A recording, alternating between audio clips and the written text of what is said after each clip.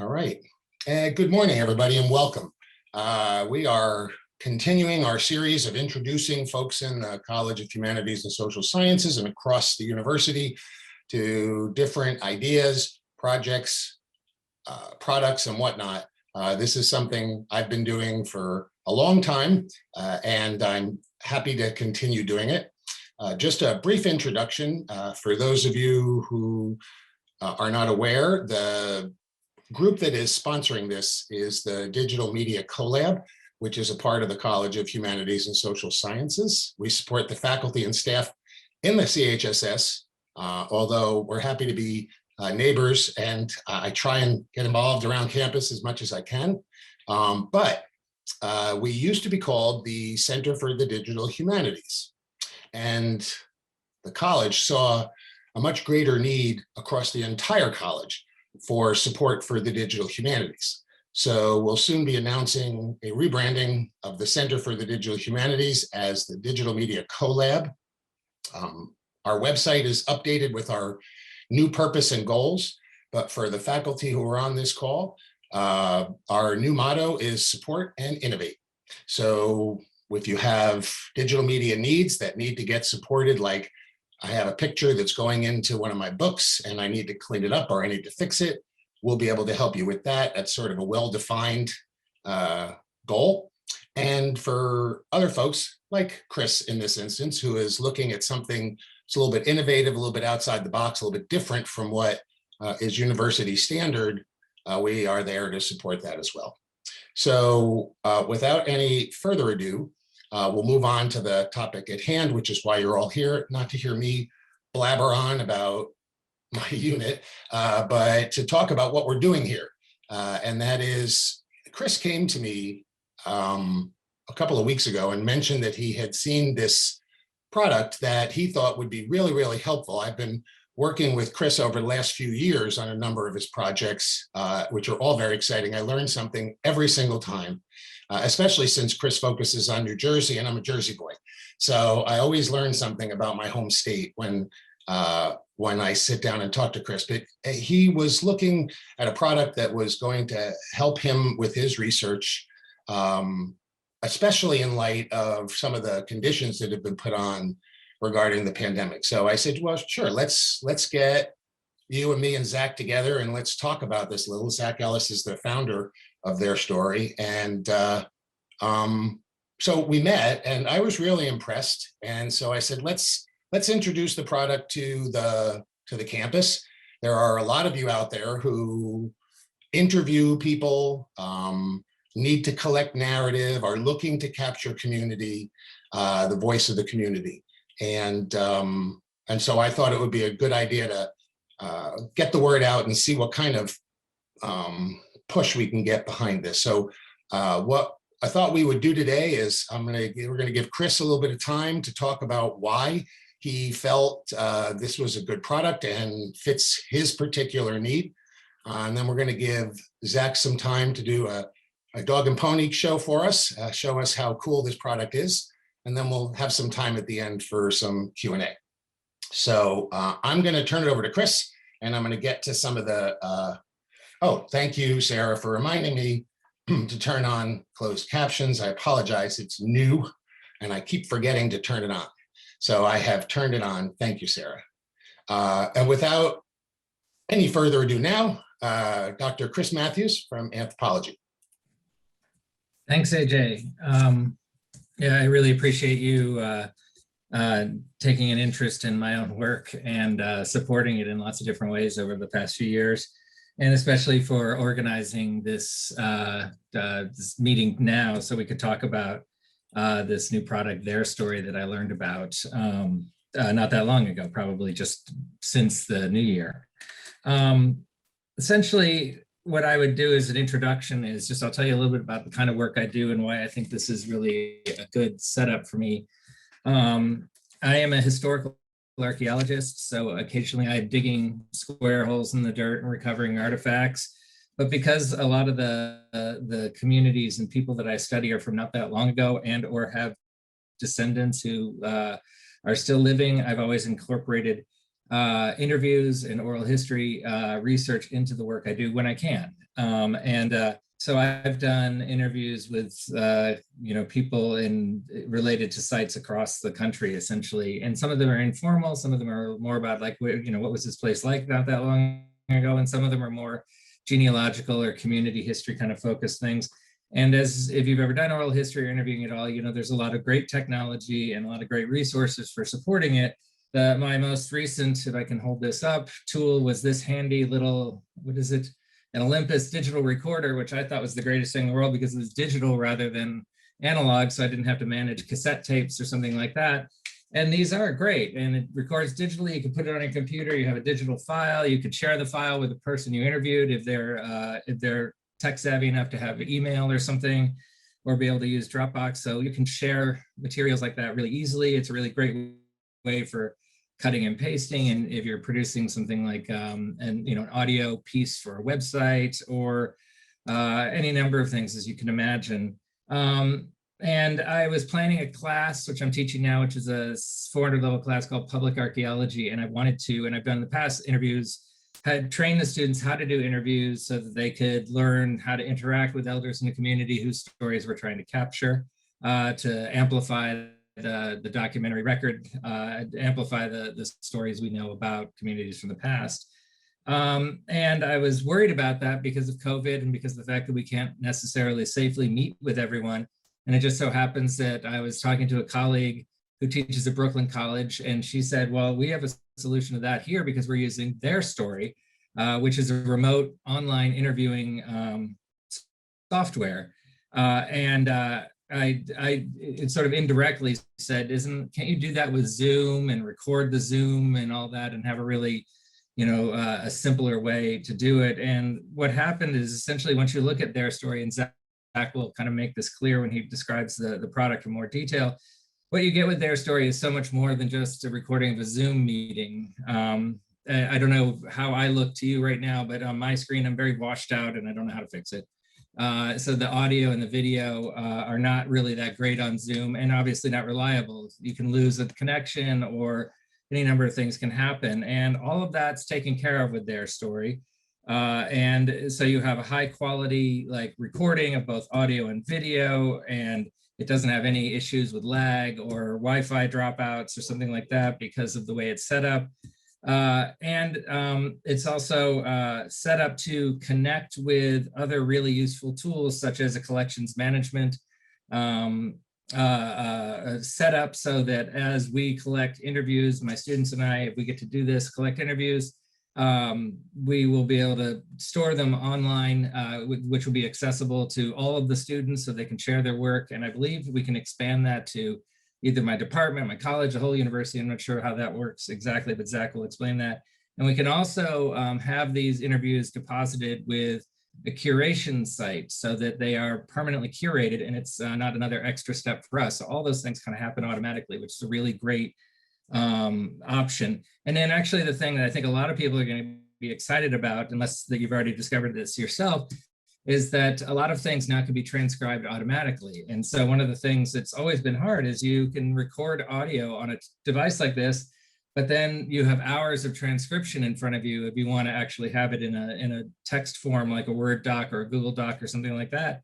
And this happens automatically for us through TheirStory, which I was like, that's amazing, because I have interviews piled up that I should transcribe. And what I basically have done is I do summaries.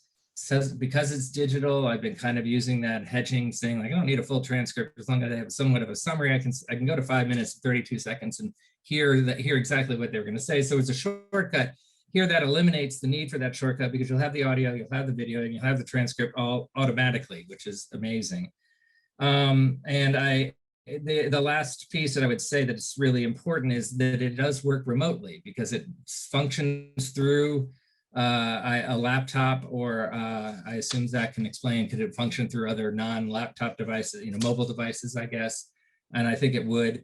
You can do it asynchronously, that if you're doing interviews with people and you have a set of questions for them, you can send those questions to them and instruct them how to use TheirStory, and they can essentially turn on the product and interview themselves by answering your questions and it records everything, which might be convenient on their end because finding common times to meet is hard.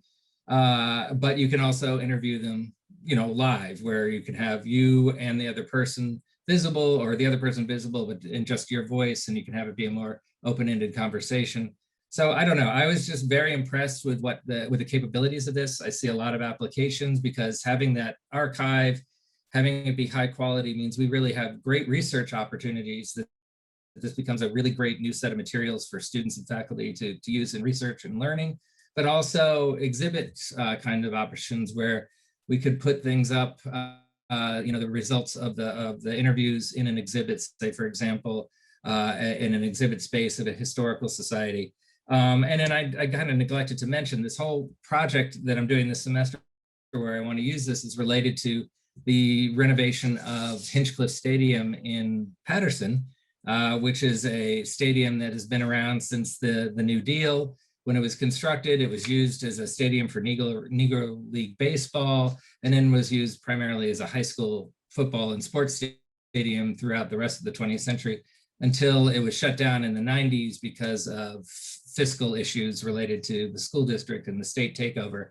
But there's a lot of stories connected to a place like that, and it would be an amazing way to record and archive these stories, because another part of it is it's some of the people who know this stadium and who grew up in Paterson. They're not around anymore, in the sense that they don't live nearby. So to meet them face to face is very difficult. Now it doesn't matter where they live, as long as they can access some device that they can record with, and we can connect with them and have just as much of the intimacy of an interview that would have face to face through this product.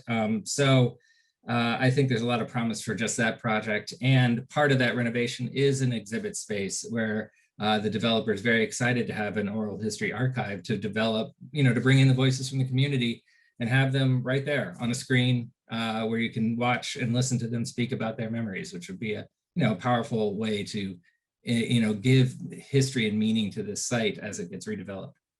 So that's kind of all I was going to say at this point. I hope that's not too little. I hope it's not too much, but I think at this point I'd be happy for Zack to come in and kind of give us more of an understanding of what this product is. Excellent, Chris. Thank you very much. Zack, good morning. Good morning. How are you today? I'm good. How are you, AJ? I'm doing really well. So you should have, I'm going to make you the co-host so that you have full access to do whatever you need to. You should have that now. So it's all yours. Perfect. Thank you. Yeah, no, I appreciate your inviting me to speak with you all today. Thank you, Chris, for bringing us in, and AJ for bringing it to everyone here, and thanks for everyone's time. So before I dive deep into the product, because we will do that and have plenty of time for Q&A as we go, I thought I'd share just a little bit about how I came to creating TheirStory. Why at 31 did I get interested in, really at the age of 24, originally get interested in this work? So probably one of the most powerful experiences of my life was meeting the descendants of the German Catholic widow of 7, who in the 1930s stood in front of her house in Hockenberg, Germany, while a mob of Nazi sympathizers were yelling, "Juden raus, all the Jews out," while my grandfather hid inside the house. And that woman stood up against the mob, and they disbanded, and her courage likely saved my grandfather's life before he later then escaped to the US, where he served as a medic in World War II. And I never learned this story from my grandfather. I didn't really know him. He died when I was 4. We actually learned about this story when we got a letter from that family saying, "Hey, we just found this letter in the attic between your grandfather and ours, saying that you are in the US and we're going to be there in 6 months and we'd love to come see you." And we didn't even know that this family existed. 6 months later, found myself sitting across the dinner table from them, and then a couple of years later at that house in Hockenberg, Germany, with them, hand against the wall. And that had just been a shaping experience in my life. And it had always been my dad's biggest regret that he never recorded his dad's stories before he died. And so I hadn't really done anything about that for a while, and I went off to Silicon Valley and worked in a few different tech startups, everything from deeply technical infrastructure to home health care and then to math education. And it wasn't until I visited the Anne Frank house maybe about 8 years ago when I was in the attic and there was an oral history playing in the attic on exhibition about how Anne's father, Otto, had never realized the depth and complexity of Anne's thoughts until after she had died and he read her diary. And so he concluded in this video that because he had had such a close relationship with Anne, but never really knew who she was, that most parents don't really know their kids. And so it hit me, well, if most parents don't know their kids, then how could I possibly know who my parents are? And I decided that day I was going to start a project recording my parents telling their life stories and my sharing things with them that I had never shared with them before. And that process turned into a 2-year project where I would record them when I was in San Francisco and they were in Rochester, New York. And TheirStory was born from it, a remote interviewing platform that is meant to streamline the process of collecting, preserving, and then making accessible the stories of any community. And I see family as just the first community of which we're all a part. And that same process and making these stories accessible for generations, and also the process of self-reflection and engaging in dialogue, which deepens relationships and improves capacity for better communication, is applicable at the community level outside of just the family. And so our goal is to take kind of a modern technology and to say, how can we make that process accessible to any community and empower them to take ownership over their own narrative? And so we've worked, right now we're advised, on our advisory board is the former executive director of the Shoah Foundation, started by Steven Spielberg in 1994 to document the testimonies of over 55,000 Holocaust and other genocide survivors. We work with Doug Boyd at the University of Kentucky's Nunn Center for Oral History over the last 3 years to really make sure that we shape the product into something that is truly meeting the needs of the oral history and digital humanities community. And so ultimately we have kind of 3 tools together that provide a whole solution. And so when we think about the kind of pillars of oral and public history, we think about it as collection, preservation, access, and also engagement. Engagement really comes from you all, from how do you build the program around this, the curriculum, and engage your students with this? How do you engage the public with this? And the platform TheirStory itself really focuses on collection and some of the post-processing around transcription and indexing, and then interoperability with other tools. And Aviary is kind of the main tool that many of our customers use for access, and I'll show that in just a second, in making collections much more searchable and accessible. Aviary was originally developed specifically for Yale's Fortune Video Archive for Holocaust testimonies. And then, as Chris had mentioned as well, kind of making sure that preservation is baked in a sustainable way. And so we partner with the Permanent Legacy Foundation, who's building the world's first cloud storage platform backed by a nonprofit dedicated to long-term preservation. You can kind of think Dropbox, but instead of having to pay an annual subscription fee, their model is pay once, store in perpetuity. But they have a grant program for nonprofits to provide free storage. So preservation is kind of taken care of as you go, and I'll show you what that looks like. Just since April 2020, we have now worked with over 40 institutions who have began to use TheirStory to streamline collection, preservation, and access of their community stories. 8 different universities have signed on, as well as a number of other nonprofits as well. And we really try to focus on kind of a community-driven approach. My background is as a community manager. And so the Brooklyn College class, one of the 6 classes that used TheirStory last semester, we actually showcased kind of the work that they did and what their process was. And we'll be speaking again after we did our initial webinar at the Oral History of the Mid-Atlantic Region Conference, kind of promoting what their experience was like in the classroom setting.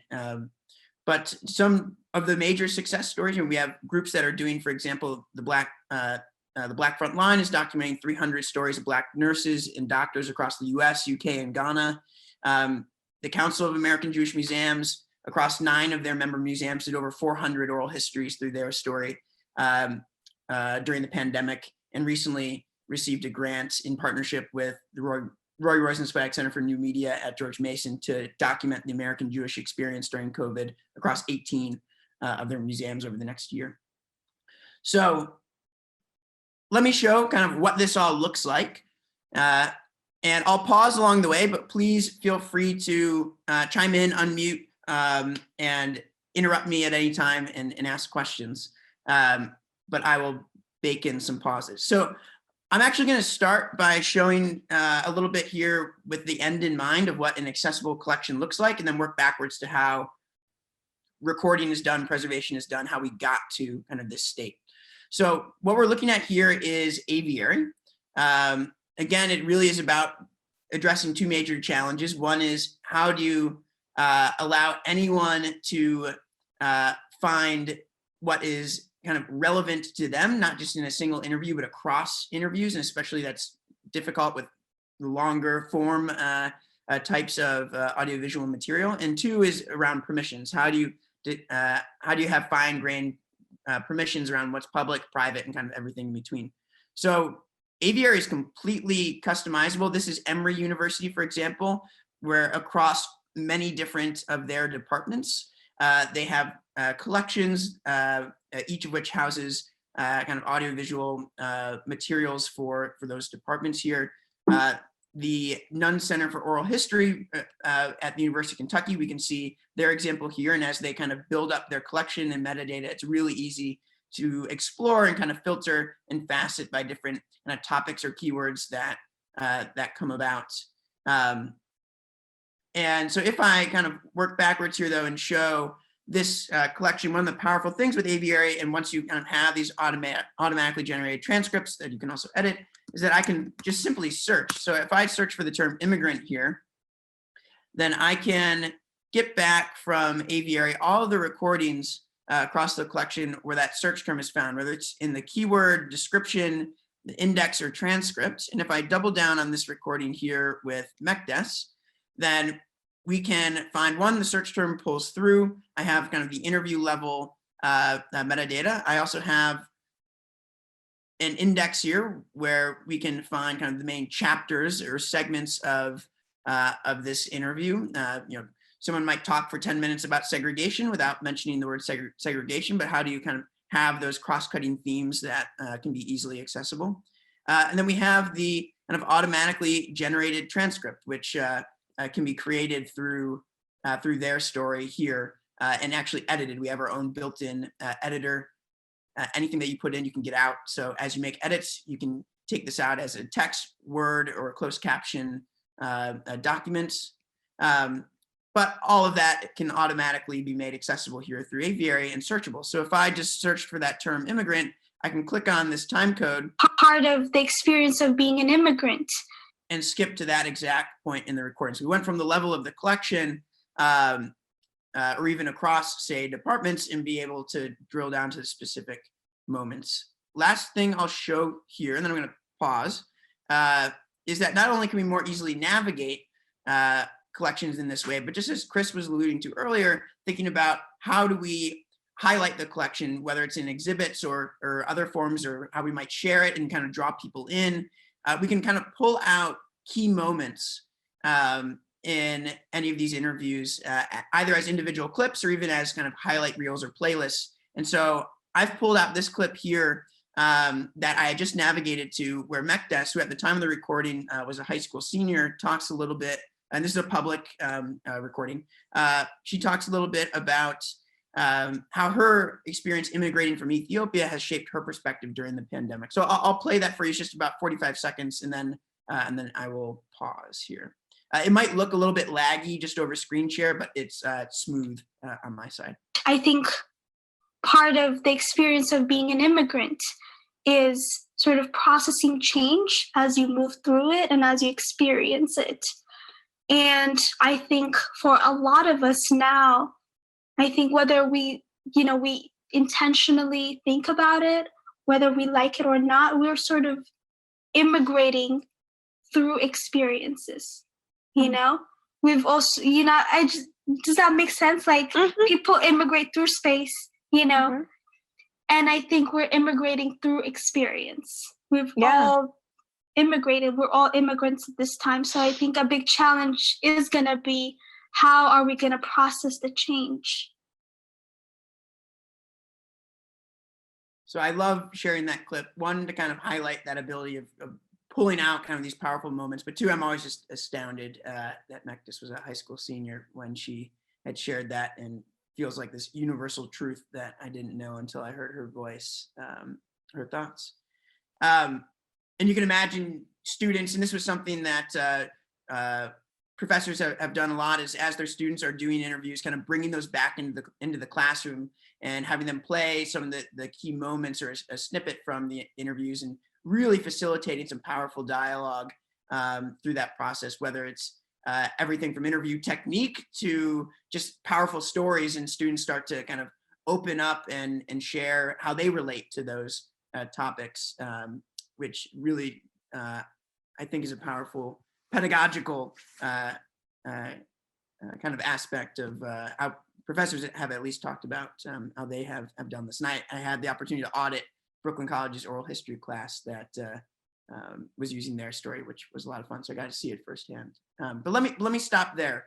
Thoughts, comments, questions on just this much so far before we go into kind of how recording is done.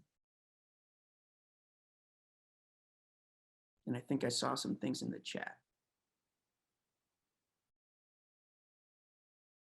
Great. Okay. So let me just keep going. We'll power through and we'll do. Zach, hold on one second. Maisa had her hand up. Sure.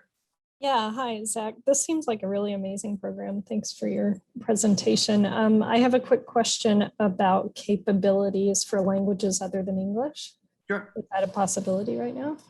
Yep, absolutely. So yeah, so in TheirStory, we transcribe currently just in English, although it's not too difficult of a task to turn on other languages. We use Google's speech to text technology in the background, and they have very large support for other languages. However, out of the box, Aviary does also do automatic transcription, and they support many different languages as well. So you could record through TheirStory, sync it directly to Aviary, and do the transcription in Aviary. So kind of out of the box today, yes, that can be supported in conjunction with Aviary, and then coming down the line within TheirStory itself.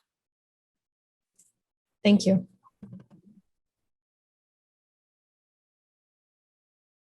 Other thoughts, questions, comments before I keep going? Cool. I will press on. So in terms of doing recordings themselves, I will first show kind of how a standard interview is done, but if we have time, I can also show kind of the asynchronous nature of the platform. Just as a quick example of that, without going too deep into it, kind of, as Chris had alluded to, you can create questions that you can send out to individuals, essentially just by sending them a link. And like one link to rule them all. Each person who clicks on it gets taken to their own room, their own session where they can do a recording. Just as an example of this, more so on the personal side, for my dad's 70th birthday last year, my mom, my sister, and I all reached out to about 20 of his friends from throughout his life and had them record a story about my dad.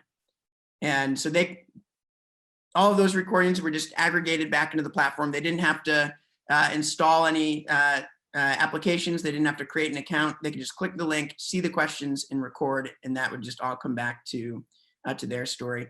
And in this format, we actually allow for the institution to add your own terms or deed of gift that can be agreed to at the point of recording. So really baking in ethical collection as well is a core aspect of this. But let me show kind of what the interview process would look like for just setting up a recording.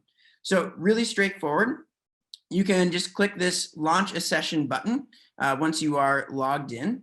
The only person who needs an account to do a recording is the interviewer, whether you're the researcher or maybe a student who's doing the recordings. And then to invite someone else to the recording, and I'm just moving Zoom around here, is to click the invite others button.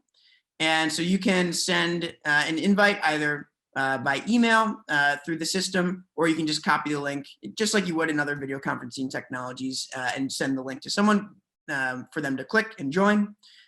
We can also do phone interviews as well. So if someone doesn't have a strong internet connection, they can just dial in by phone as well, which we can record.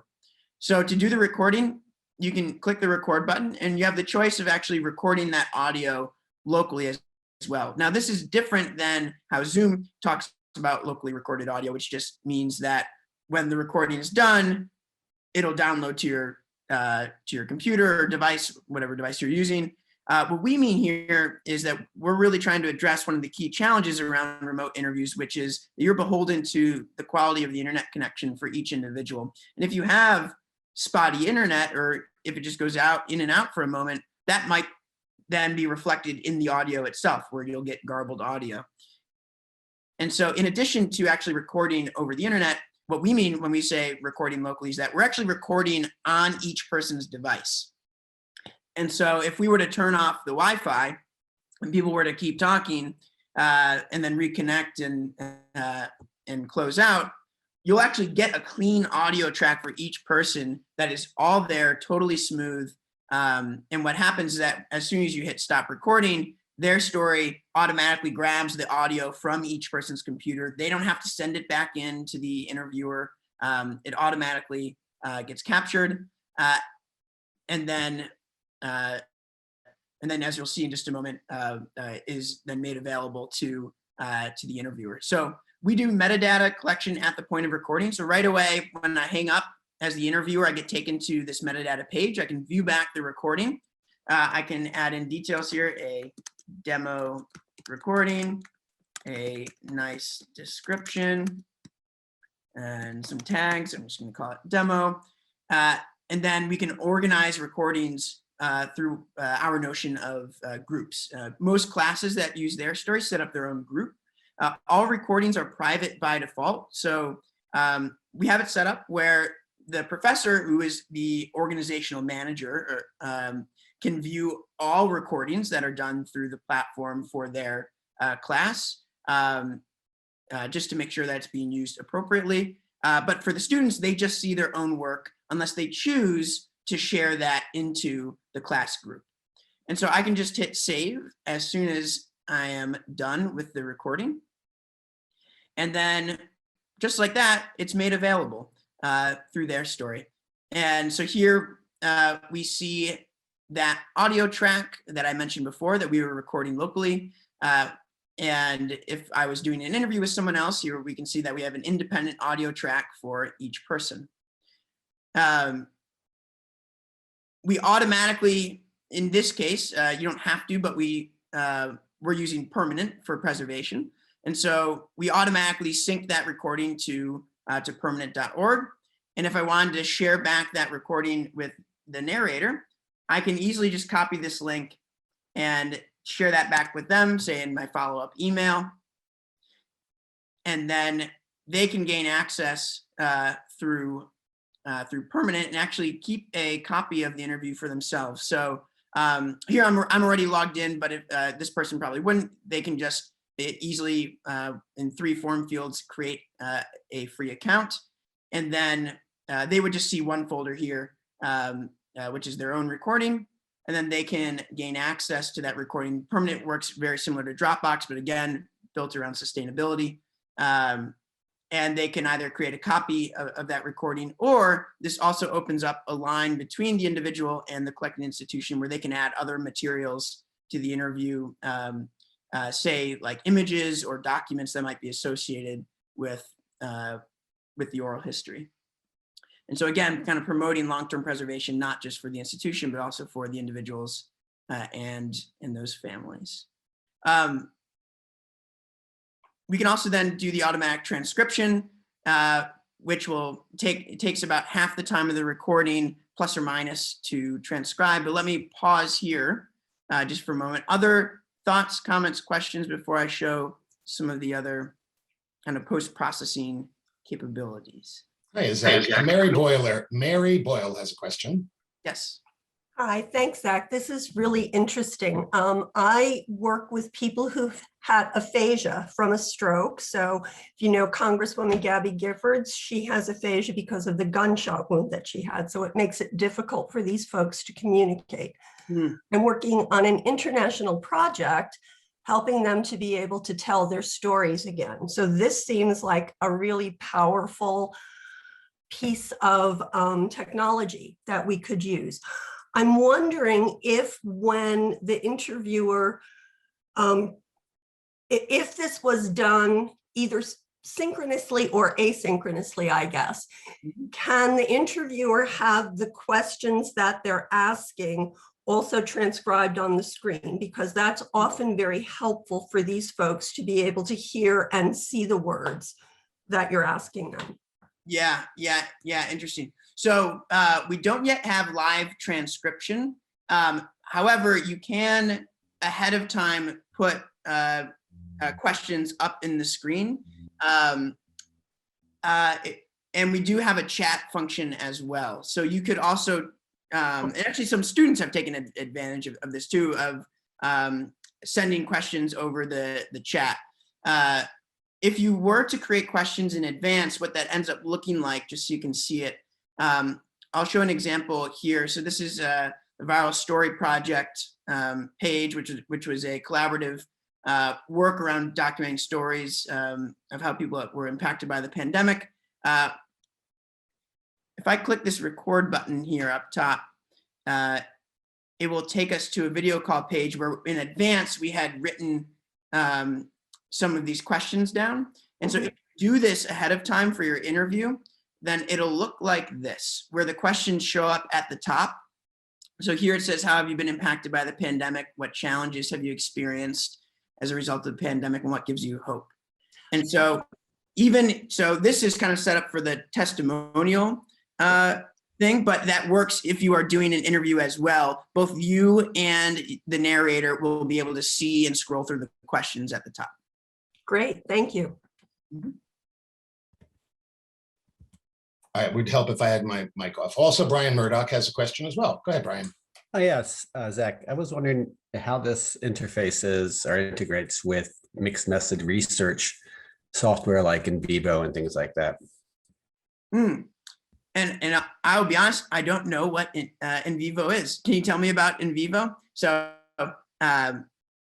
it's just a software package that researchers use to do like mixed method research, and a lot of times they're building these. They also are doing interviews, but then they're integrating those interviews into a kind of tree-like structure where they have various levels of these interviews and how they're connected. And there's others as well. So there's probably more people on here than me that know a lot more than these kinds of software packages to describe them better. Interesting. Yeah. So we're not integrated with in vivo today, but that is absolutely one of our goals. A focus around interoperability and streamlining workflows with whatever tools that you use. Kind of Aviary and Permanent are just the first two platforms that we've integrated with to have a whole solution. But yeah, that would be very interesting to explore a partnership with them. So what you can do today, however, is anything that you put into TheirStory, you can take out. So if you wanted to get, say that, if it made sense to get the video file or audio file, or even transcripts, I don't know enough about in vivo kind of what you can add there, but you could take the files and data out of TheirStory and then add it to another system. So you can, this is Zoom recording again. So you can download both the metadata as well as the MP4, and you can also download the WAV file for the audio as well, in addition to being able to get out data for the transcript and as well as the index. All of this you can get out. So ostensibly, if in vivo has an upload function, then you could add materials in that way. Zach, and vivo, like Atlas TI and MaxQDA and a few others, is a qualitative research tool as compared to SPSS or SAS, which is a quantitative research tool. It's used more to have predictive analysis and working with data, whereas the qualitative also works with data, but they do a lot of coding. Your product would fit very nicely for a researcher who is doing qualitative research, because tools like NVivo and MaxQDA will allow you to bring in video and then tag the video as you go along through your research. So that seems like a real natural connection there. Lauren, you asked, can we download the transcription? Do you mean from this call or from TheirStory?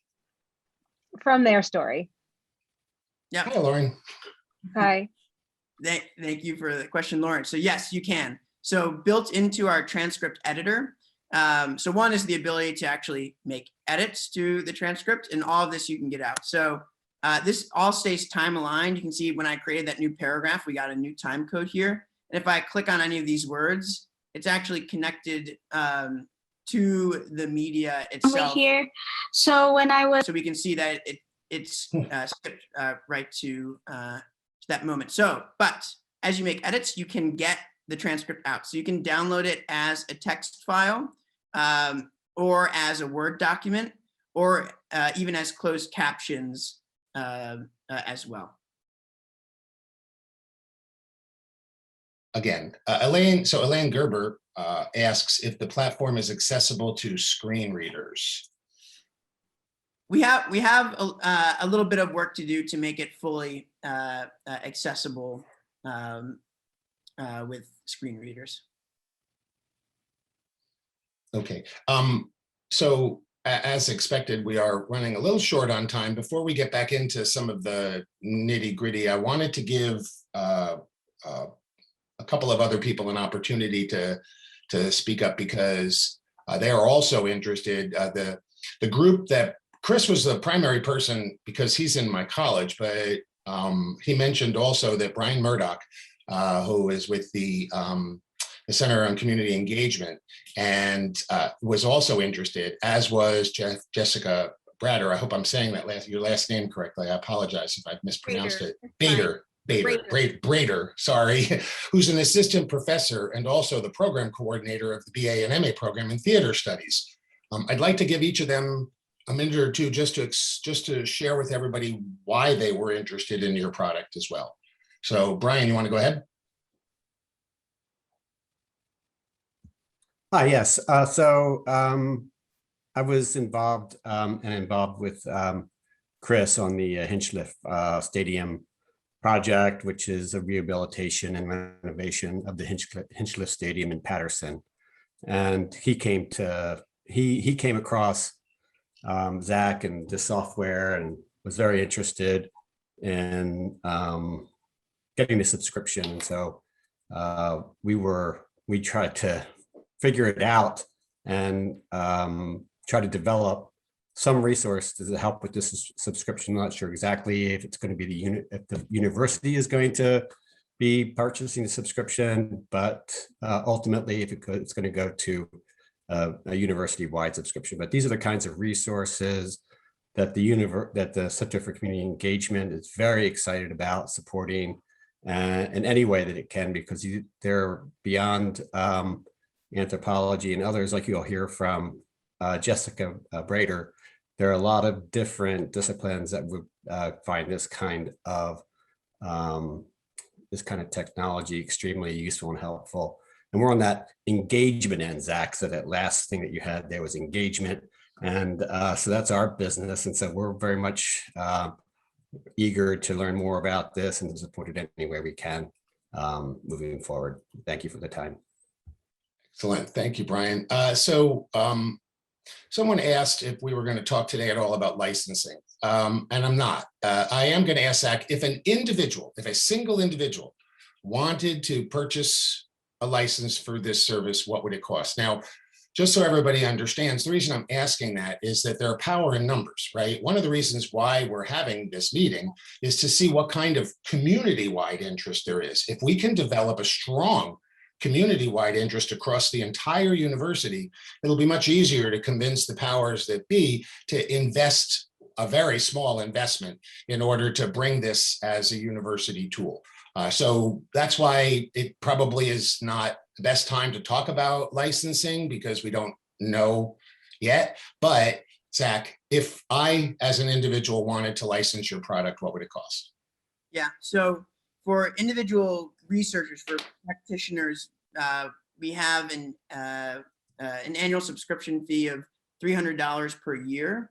And that includes up to 15 hours of recordings and 15 hours of automated transcription, as well as the integrations to the 2 other platforms that I mentioned. And we're here for technical support as well. And for the practitioner licenses, it's 1 seat. So 1 individual, whereas the institutional licenses, it's unlimited in terms of the number of individuals that can have accounts. So part of the reason why I've chosen to punt on talking about the licensing fee at this point is for the very reason that Zach just mentioned, that it's not a per person license, it's a per minute recorded license, right? So if Chris happens to have a very busy month this month, and then Brian has a very busy month next month, that would all count towards the university license, whereas individually, you would only reach a certain max. So, but I wanted you guys to have the information of, if you wanted to do this yourself, what it would cost you. I can tell you that there are discussions going on regarding licensing, and to sort of be a little patient, we are going to use this list of people who registered today to try and do a little bit of follow-up as well. I'd like to give Jessica a chance to chime in here and to tell us where her interests lie. Sure. I don't want to take a lot of time because it seems that folks are pretty clear on how they could utilize this, but I'll just say that I teach 2 undergraduate classes that would find this really useful. One is called Theater for Community Impact, and another is called Site-Specific Performance. So Site-Specific Performance this semester, we're basically in the course, students research a particular location and create a performance specific to their research and perform it on that site. And so this semester we're working on in the Patterson Falls area, which includes Hinchliffe Stadium. So we've been collaborating with Chris, and it would be really wonderful if students from his class and students from my class could share their research and have access to the work that both groups are doing. We'll probably be doing some interviews for this class. And, I think one of the things is, especially with undergraduate students, the transcription stage is a real slog. So it would be nice just to eliminate that from the process, and also the kind of cross-searching, because we're trying to put together a play that has some kind of through line. Being able to use those keywords and locate across interviews, themes would be hugely useful and time saving for us. We do similar work in the Theater for Community Impact class. And then I can also see applications for this I teach the graduate theater research methods course, and we explore different methodologies for conducting theater research. And one of the methodologies is interviews. But students have never really been able to observe each other's interviews or to, give feedback. And I'm usually not present for their interviews. So this would allow me to look at the work that they're doing in interviews. It would allow peer feedback so that we could really refine that interview process. And then, as you can probably guess from the kind of teaching I'm doing, I also interview alive people for my own research. And so obviously this would be hugely useful for that, both in terms of the transcription and also in terms of that keyword search. But, I'll also say, now with ebooks and portions of published research being online, I can also see applications where you might be able to like lift a little bit of an interview that you did and include it in an online publication. So I'm really excited about this. Thank you, Chris, for bringing this to our attention, and Brian for your support, and AJ too. And thanks for being here, Zach. So I also want to mention very briefly, we also have a question I'd like to get in. Our digital commons, our institutional repository, now has the ability to stream video. So if you're doing research, you should be putting your research up on the digital commons anyway. If you need information on digital commons, contact the library. Karen Ramsden is the lead on that project, and they can tell you all about the digital repository. It's awesome. And on top of putting in your papers and whatnot, you can also put in, thank you, you saved me having to ask that question, Zach. You can also put in now audio and video, which will stream to somebody as opposed to downloading. And this is a critical distinction, because if you take a file and you put it in your Google Drive, in order for someone to see it, they will likely have to download it. They can watch it, but most people can download it, and they do. Whereas with something like YouTube and TheirStory, they can watch it and the digital commons rather, they can watch it without downloading it. And that's critical, I would say, to many of you. But Mark had a question about what happens if they pass the 15 hours, and Zach responded by saying that you can purchase an additional package. I'm assuming, Zach, that what happens is you just get cut off from being able to put more data in, but you still have access to the 15 hours that you had before, correct?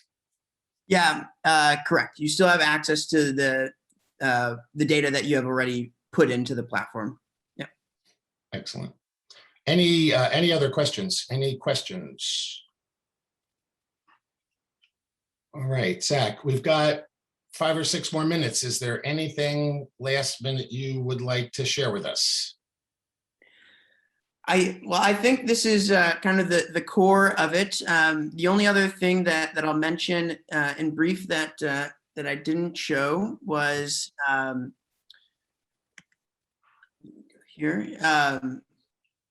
was to Jessica's comment around students and professors being able to really critique and give feedback, and for this to be a collaborative process. One of the things that we are going to be releasing later this week is the ability to actually take kind of time-coded notes on recordings. And this feature, actually, you're able to have more than one notes field per recording. And so students and the professor could actually go in and kind of collaboratively leave notes either in one space or kind of have multiple different types of spaces. So here with this example recording, and we show, let me skip this ahead just a little bit. We show, for example, one where someone went through and looked for what were specific clips that they wanted to pull out, say a quote. So we kind of see that segment here. Another one was on this interview was actually just an index that they created. All of this data you can get out to, but we can see they went in and had a title and summary and keywords for every section of the recording. And we can see where those are up here on this timeline. And then there was another aspect of notes on this recording that was all about interview technique. And so there's kind of different modes of how you can interact and students can reflect, and each of these are kind of connected to the media. You can really simply add a time code as you're listening to the media. If I go to a different spot here, just with a keystroke, I can add in a time code. All of these become connected. So it really makes it easy to mark up, comment, critique, and kind of have this collaborative environment. And as you bring this back into the classroom, you could imagine it makes it even easier for a student, for a teacher to ask kind of students to do something, and then the student, you don't have to waste time of where was it. They can just come in, click on the time code, play that snippet, or a teacher can leave a time-coded note, for example. So just streamlining that process. All right, Chris has a question, and we'll give Chris the last word. You're muted, Chris. That. I just had a quick question. I think Mon's question is also really important. So let me just ask you, like, if we go ahead with this, Zach, are there training modules on the website so that students can kind of get into it without, overcome their fears of not only interviewing, but also, sorry, I've got some sort of weird thing on my screen, but also like, so they can, understand the software easily. Before Zach, before you do that, Mon, I wanted to just sort of address your question at the start. When we have a campus-wide license that allows for unlimited use, where things aren't counted or metered, the university will very often say it's fine to use it at home. Like, for instance, our Microsoft license, where we're licensed to be able to use it in another instance, but nothing's counted, nothing's metered. I'd say that, I mean, and obviously Zach's going to say, you can put anything you want on your account, right? He doesn't care what the content is on the server. But if the university is paying for a license and the potential is that a personal project might be taking away from a research project, then I'd say the university's policy is probably going to be no, unless the personal research is tied directly to your other research. Now, that being said, who's going to be watching you? I mean, unless we reach our limit and someone has to start going through and saying, okay, what's in here? I can't imagine someone sitting and going through hours and hours of video and audio and trying to figure out if it's related to your research or not. So I think that the official word would be, you shouldn't, because we need these hours for our faculty who are doing research, but I'm not going to look if you're not going to look. Zach, go ahead and answer Chris's question. Perfect. But I think you summed it up well there. So yes, so in terms of documentation, so one, we have written documentation. Two is that we do have video documentation as well. So one of the things that we do with TheirStory is that when we set up your account, we'll actually create a group that each individual who signs up, professor, student, administrator, anyone who creates an account for the university or for the class, they will have a group that they have access to in TheirStory that has tutorial videos. These are also available on YouTube as well, so you don't have to be in the platform to watch them.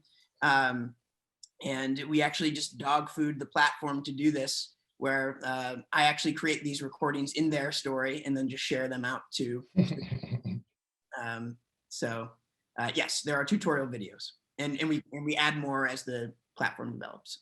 I think great and creative use. So thank you, Zach, very much for coming today. I have to tell everybody that Zach has been this cooperative from the very first email, and I'm looking forward to working with him. I did a qualitative research dissertation myself, and I would have loved to have a product like this while I was doing my own research. So so thank you very much. This will be available on recording, and it'll be uploaded to the my digital media CoLab's YouTube channel. I will make sure to send the link out to all of you. Please feel free to talk to your colleagues about this, and we're going to follow up soon, shortly, to figure out what's next, how to move forward, especially since we'll have a list of names of people who are already interested. Anyway, thank you all very much. It's been good to see many of you virtually see, who I don't get to see very often. And I'm looking forward to moving forward on this. And please, please, please look for other stuff coming out of the Digital Media CoLab. We're very excited about some of the stuff we're doing, but thank you, everybody.